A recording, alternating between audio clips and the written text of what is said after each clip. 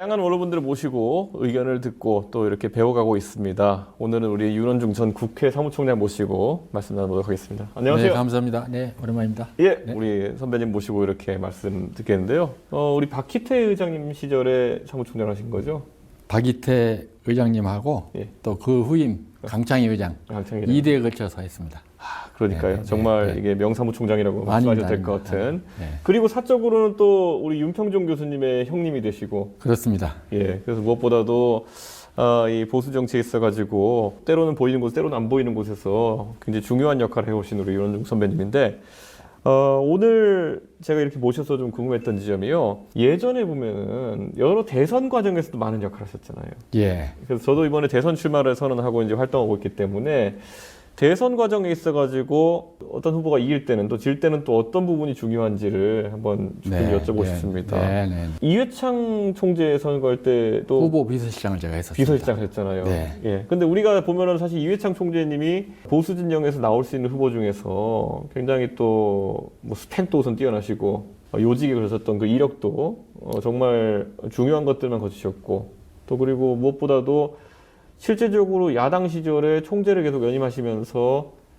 거의 대통령 다 됐다라는 말씀을 드셨던 분인데 두 번의 고배를 이제 마시겠는데 그때 어쨌든 측근으로서 어떻게 보십니까? 이게 선거라는 것이 왜 그때는 예상과 좀 다르게 돌아갔을까요? 지금 말씀하시는 것 중에 두 번 이해창 후보가 대선에 나오셨는데 저는 두 번째는 참여를 못했고요. 예.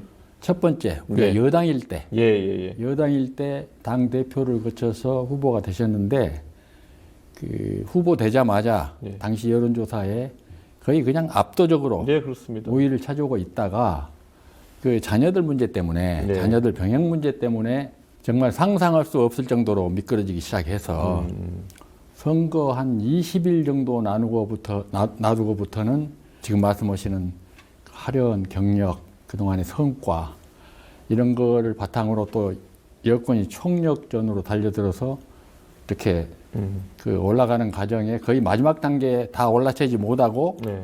그 적은 표차로 석패를 했는데요. 기본적으로는 그 당시 선거 여건이 네.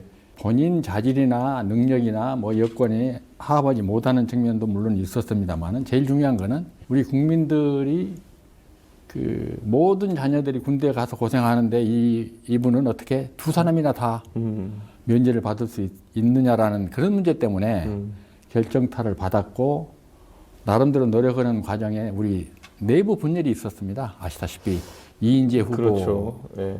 별도로 후보로 나감으로써 450만 표 정도를 가져가 가지고 그것이 결정적 패인이 됐고요.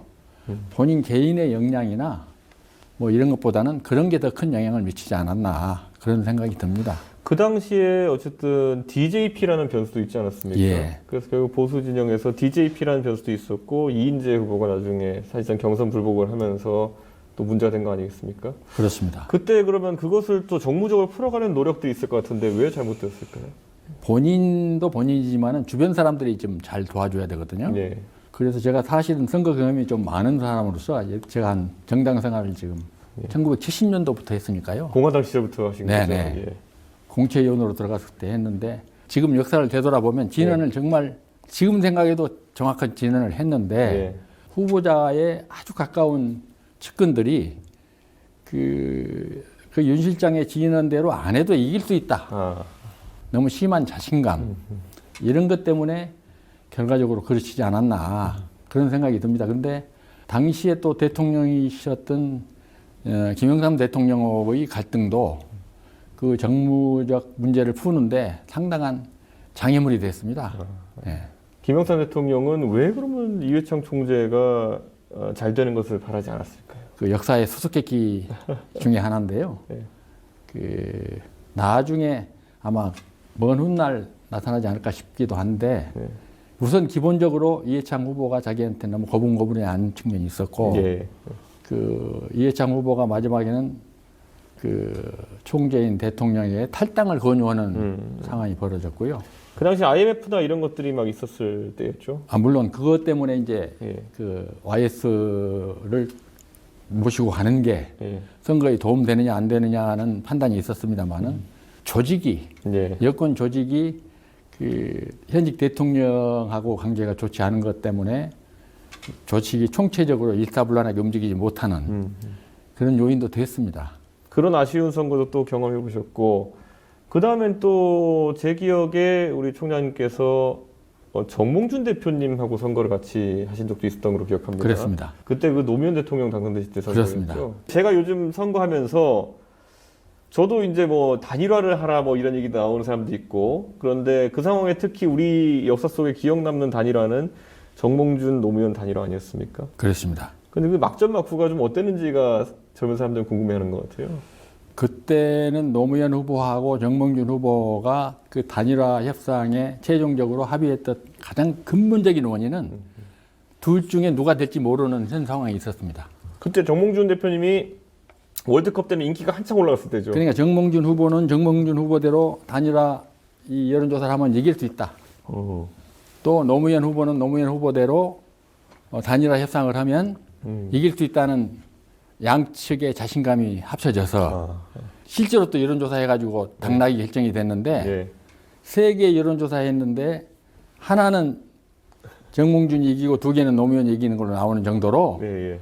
정말 막하막하했습니다. 그렇죠. 그래서 그 다른 무슨 합치면 이긴다는 상수가 있습니다만은 그보다 더 중요한 거는 두 사람 다 내가 후보가 될 수 있다. 이런 소위 말하는 자신감 때문에 단일화가 됐다. 크게는 그렇게 말할 수 있습니다. 뭐 자세한 거는 또 뭐 여러 가지 있습니다만은 단일화돼서 만약에 그 후보가 당선이 되면 공동 정부를 운영하겠다.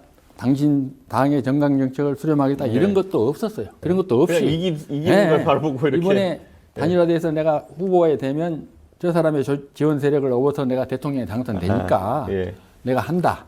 이런 게 기본적으로 깔려 있었습니다. 또 우리 총장님이 그 이명박 대통령 쪽 캠프에 영입이 되신 걸로 알고 있습니다. 그렇습니다. 예. 그때는 근데 지금 많은 사람들이 지금 이재명 대표의 선거 캠페인이랑 비교하는 게 두 분 다 경주 이슈로 똑같기도 하지만은 어쨌든 그때는 노무현 정부의 실정 때문에 많은 사람들이 정권이 교체된다 생각하고 있었고, 그래서 그때는 이명박 대통령과 이회창 총재가 같이 나오셨음에도 불구하고 이명박 대통령이 거의 몰표받을 걸로 예상되는 상황이었거든요. 그렇습니다. 이회창 후보는 이제 그 어떻게 말하면 네. 필요 없는 입후보를 했었고요. 네, 예. 젊은 분이 뭐 앞날을 보고 하는 것도 아니고 네. BBK BBK인가요? 그런 네. 걸로 해서 낙마하면 네. 자기에게 찬스가 오지 않겠냐 뭐 이런 헛된 기대 가지고 나왔던 것이어서 예. 국민들로부터 이미 그 소위 말하는 후보가 적절치 않다. 그거 왜 나오는지 모르겠다 하는 정도 인상이어가지고 그때는 그 요소가 안 됐습니다. 또 정동영 후보가 네. 훨씬 여러 가지 좋은 여건을 가져 있음에도 불구하고 선거 전략이 또 그때 아주 잘못됐었죠. 기본적으로. 예. MB하고 대응할 때 미래 가지고 하고 정책 가지고 하고 하지 않고 그냥 BBK만 그렇죠. 시종일관 한 가지만 지배하는데 국민들은 BBK가 뭔지를 솔직히 잘 몰랐고 그렇죠. 말이 어렵죠. 그게 예. 인터넷 은행이니 뭐니 그 당시에는 그래가지고 예. 실적이 있는 서울시장으로서 실적이 있는 MB에 그냥 그 부정적인 그런 것만 가지고 일방적으로 달려드는 그것에 식상한 것이 그냥 압도적인 표차로 지는 그런 결과를 빚었죠. 지금 다가오는 대선에서는 많은 사람들이 앞서 저희가 언급한 세 가지 선거, 그러니까 결국에는 DJP 같은 선거, 아니면 그 다음에 노무현 정몽준 단일화 같은 선거, 그리고 나중에 그 정동영 이명박 선거, 이것 중에 어떤 것과 비슷하게 흘러갈까를 상당히 궁금해하는 것 같아요. 지금 외견상으로 보면은 이명박 대통령이 가볍게 이겼던 그 선거처럼 이재명 대표가 이길 것 같다고 얘기하는 사람도 있고, 한편으로는 아니다, 대한민국 국민들이 그 기고만장한 거를 참아주지 않는다. 어떤 분위기가 나올까요? 그 두 가지 가능성이 다 있어요. 예, 예. 제가 보기에는. 예, 예. 근데 이제 그 가능성 중에 그 정동영식 선거가 될 가능성이 예. 표면적으로 높습니다. 예, 예. 높은데 만약에 국민의힘이 예. 국민들이 희망하는 그런 후보를 잘 뽑아내서 단결해서 나간다면 예. 그거는 그래도 뭐 이재명 후보가 유리하겠습니다만은 승부를 완전히 점칠 수는 없을 것이다 하는 게 되는데 제가 지금 말씀드리는 좋은 후보를 뽑아내고 당내 분란 없이 이게 화합해서 나갈 수 있는 분위기가 지금 될 것인가가 퀘스천입니다. 퀘스천이고 또 거기에 제가 보기에는 우리 이 후보님이 네. 어느 역할이 있을 수 있다고 보는데 매기 역할을 할 수 있지 않을까 싶은 생각이 드는데 네. 국민의힘이 소위 말하는 국민이 희망하고 원하는 그 멋진 경선을 만약에 안 하면 네. 의외로 네. 시대 교체, 세대 교체를 바라는 우리 국민들이 상당수 있기 때문에 지금 우리 이 후보님한테 뭐 앞에서 몇 년에서 말씀드려서 좀 네. 이상합니다만은 네. 제가 네. 그동안 경험했던 네. 바로서는 지금 우리가 알고 있는 이 후보보다 훨씬 더 많은 지지를 획득해서 네. 이번 대선에 상당한 영향력을 발휘할 수 있지 않겠는가 하는 생각도 합니다. 아무래도 우리 윤 선배님은 다른 것보다도 아까 말했듯이 70년에 공화당부터 시작해가지고 보수 정치의 이 굴곡을 다 이제 보신 분이기 때문에 이런 분석을 하시는 것에 대해서 상당히 사람들이 관심을 가질 것 같습니다. 지금 시점에서 대한민국 뭐 미디어도 발달하고 있기 때문에 확 이렇게 분위기가 바뀌는 상황인데 이런 얘기를 좀 하고 싶습니다. 예전에도 보면요, 뭐 40대 기술원부터 세대 교체에 대한 얘기가 많이 나왔었잖아요. 그래서 김영삼 대통령 같은 경우에는 그 세대 교체를 위한 후배 정치인들 영입하기도 했고요. 그런데 지금 대한민국에서는 뭐 소위 말하는 민주당에서도 586이라고 하는 사람들이 계속 이제 정권을 잡고 이렇게 가려고 하는 분위기고 국민의힘 같은 경우는 신규 인사들이 영입이 안 되더라고요. 예. 근데 이런 것들은 계속 이제 문제가 되고 있거든요. 이게 정치가 젊어지려면 어떻게 될까요, 총리? 우리 정치가 정말 한 발짝도 나가지 못하고 예. 국민들로부터 사류다, 오류다 이런 지적을 받는 이유 중에 가장 큰 원인 중에 하나가 젊은 사람이 주력 정치인으로 성장하지 못하는 데 있습니다. 그러니까 좀 괜찮은 사람이 들어와서 또 매몰되고 함몰돼서 또 비슷한 또래의 국회가 되고 정치인이 되는데 예. 그런 의미에서는 우리 국민이 예. 이제 정말 새로운 생각을 해야 될 때가 왔습니다. 그러니까 기존의 정치권에 몸 담았던 사람들이 그동안의 행태나 사고를 바꾸기가 어려우니까 아무래도 우리 정치의 주축이 30대, 40대, 50대로 내려올 시대가 드디어 왔습니다. 와서 기존의 정치인들을 놔두고 이렇게 바꿔야 됩니다. 저렇게 바꿔야 됩니다. 요걸 것이 아니라 앞으로는 우리 정치가 바꾸려면 그런데 물들지 않은 젊은 정치인들이 전면에 서고 지금 우리나라가 이미 30대, 40대, 50대가 운영하는 나라가 됐음에도 불구하고 네. 오로지 정치 분야만 60대, 70대가 지금 예. 좌지우지하는 이 잘못된 이 정치권 현상이 있는데 이거를 우리 국민이 네. 정말 이 텔레비를 보는 우리 네. 시청자만이라도 예. 이제는 젊은 정치인을 자기 손으로 뽑아주는 그래서 젊은 정치인이 젊게 우리나라 주축을 끌어가는 사람들답게 나라를 위하는 정치를 할 수 있도록 여건을 만들어줘야 되고 그런 측면에서 저는 이 작은 정당부터 또 큰 정당이 예. 다음에는 어떻게 보면 의무적으로라도 예. 30대, 40대, 50대 초반에 있는 이 정치인들을 예.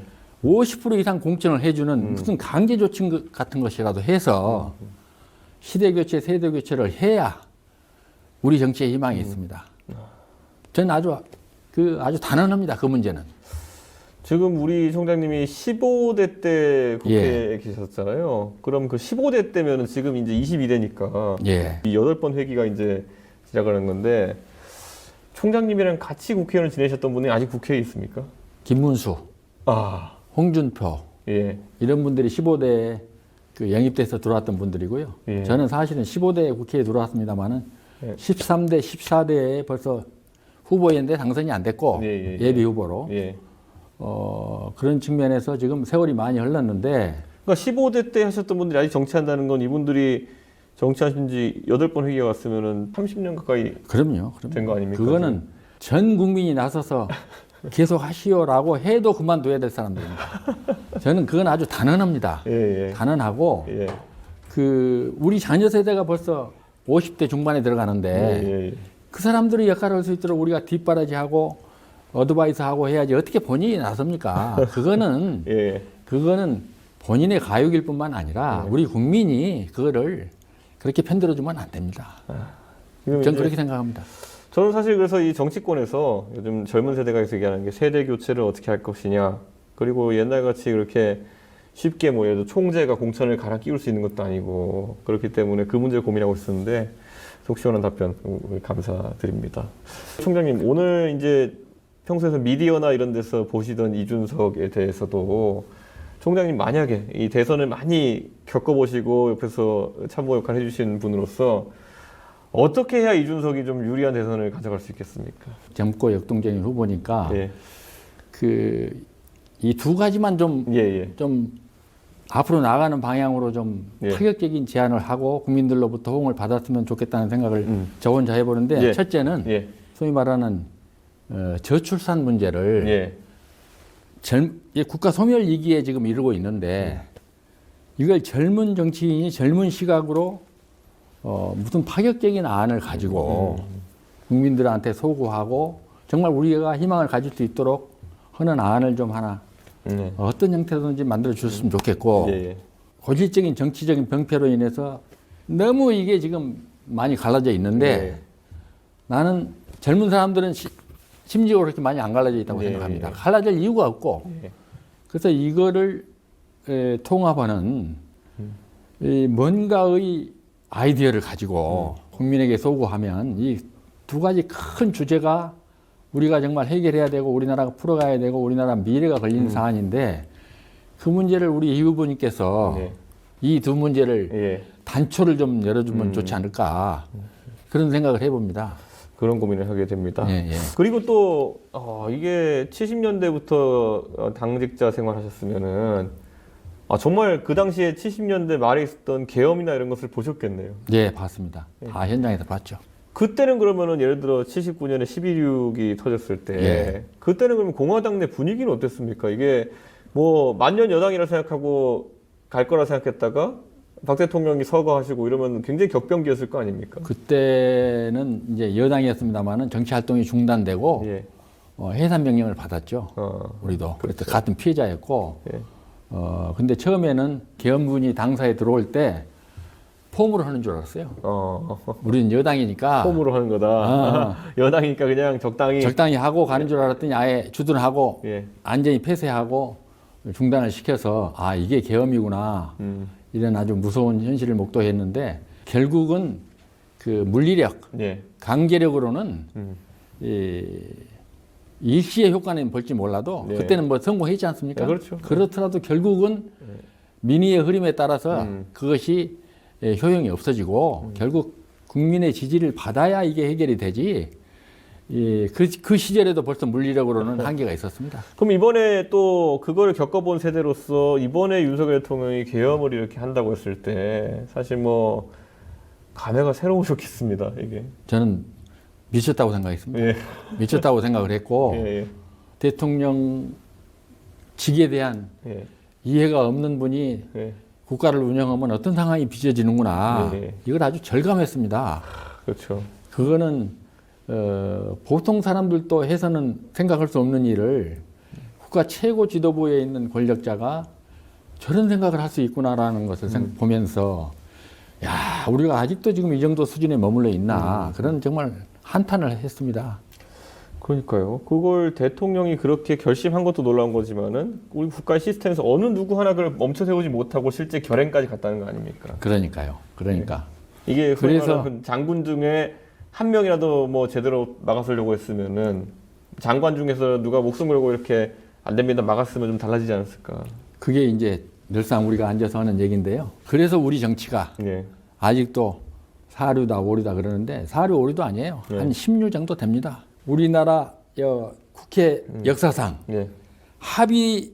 합의된 법안 처리가 가장 많은 대가 소위 말하는 13대입니다. 13대. 예. 그 제가 모시던 김윤환 총무님이 그때 하시는 말씀이 민주주의란 49를 주고 51을 얻는 것이다. 예. 그래서 뭐 의석이 어때서 뭐 안 된다느니 뭐가 해서 안 된다느니 이게 있을 수 없는 일이에요. 그런 정신을 가지고 있으면 현재 민주당도 국민의힘도 49, 51 이 이론만 잘 예. 마음속에 간직하고 소화해 나가면 예. 오늘 같은 불행한 사태가 안 나죠. 그럴 것 같네요. 네네. 하여튼 지금 국회 내에서 협치나 이런 것들에 대한 얘기도 계속 나오고 있는데 그게 정말 안 되는 것 같고 제가 이번에 느낀 게 어쨌든 계엄하겠다 작정한 계기가 본인은 거부권 써대고 야당은 이제 법안 강행 처리하고 이렇게 하면서 극한 대립이 된 건데요. 여기서 가정으로 만약에 이번에 개혁신당이 의석이 3개 있는데 개혁신당이 대통령 선거에서 여당이 된 일이 발생한다. 그러면 협치를 할 수밖에 없는 상황이거든요. 그렇죠. 그런데 그렇죠. 또 한편으로는 정계 개편도 어느 정도 예상되긴 하지만 협치를 할 수밖에 없는 상황인데 개헌이 그래서 얘기 나오고 있지 않습니까, 선배님? 개헌이라는 것이 사실 87년 이후에 이루어질 수 있을까 고민이 하는데 어떻게 보십니까? 국민들이 여러 가지로 원하는데 잘 안 될 겁니다. 네. 현실적으로 그 어렵습니다. 개헌의 과정도 보셨을 거 아닙니까? 다 봤는데 내가 선거에 이길 가능성이 없다 할 때 주장하는 겁니다. 내가 보니까 그동안에 우리나라 현 정사가 그랬어요. 패배자의 언어 같은 거군요, 이게. 예. 그러니까 내가 분명히 이번에 된다 그러면 안 합니다. 그게 지금 이재명 대표가 안 하겠다고 하는 게 뻔히 보이는 거예요. 그게. 자기는 될 것 같고 개헌이 항상 그런 것 같습니다. 하면 좋은데 하긴 힘들다. 뭐 이런 얘기가 나오는 것 같아요. 그러니까 여건이 예. 어느 돌출한 지도자가 있으면 안 되는 거예요. 예. 이게 고만고만한 지도자가 있을 때 됩니다. 그러면 사람들이 궁금해하는 게 우리가 87년 헌법을 만들 때 DJ, YS 이런 기라성 같은 정치인들이 선택한 게 대통령 단임 직선제 그리고 또 이 소선거구제를 하겠다 이런 거였거든요. 그때는요. 직선제 얻는 거 하나만 가지고 다른 것은 다 양보할 수 있는 상황이 됐습니다. 직선제가 아니었기 때문에 대통령 직선제가 아니었기 때문에. 근데 지금은 그런 제도가 다 갖춰져 가지고 지금 그렇게 안 해도 뭐 압도적으로 예를 들면 의원 내각제다, 의원 집정부제다, 4년 중임제다가 지금 갈려져 있는 상황이고 또 무슨 5.18 넣는다, 뭐 경제를 넣는다 해가지고 지금 찹다한 이해관계가 걸려 있기 때문에 기본적으로 쉬운 일이 아니고요. 이번 선거 때 우리 이 후보께서 젊은 감각으로 당신이 되더라도 약속을 지키는 헌법 개정안은 그 타임테이블을 내놔라. 타임테이블을 계속 강조해서 제가 볼 때 국민의힘 후보가 누가 되더라도 요구할 거예요. 그렇게. 그렇죠. 그 타임테이블을 요구해가지고 그 타임테이블에 후보들이 각서를 쓰고 나 그래도 될까 말까 해요. 그렇죠. 그래도 될까 말까 합니다. 언제든지 이번 시즌 아니 상황이 변화됐다 할 거예요. 그렇죠. 그러니까 어떻든 요즘 매스메디아 시대니까 매스메디아가 보는 전 국민이 보는 앞에서 정확한 타임 스케줄을 내 가지고 그 타임 스케줄에 대통령 후보들이 다 각서를 쓰는 그런 거를 한번 했으면 좋겠어요. 듣고 보니 굉장히 그런 게 필요하다는 생각이 들긴 합니다. 지금 정치 사정 자체가 워낙 복잡하고 이러다 보니까 우리 또 윤원중 선배님을 모시고 이렇게 정치 현안과 또 대통령 선거 임하는 자세 같은 것들 제가 오늘 많이 배운 것 같습니다. 앞으로도 많이 지도 편달해 주시길 부탁드립니다. 고맙습니다. 열심히 한번 해보겠습니다. 오늘 정말 우리 윤원중 선배님 너무 감사하고 앞으로도 저희가 많이 배울 수 있도록 하겠습니다. 감사합니다. 네, 고맙습니다.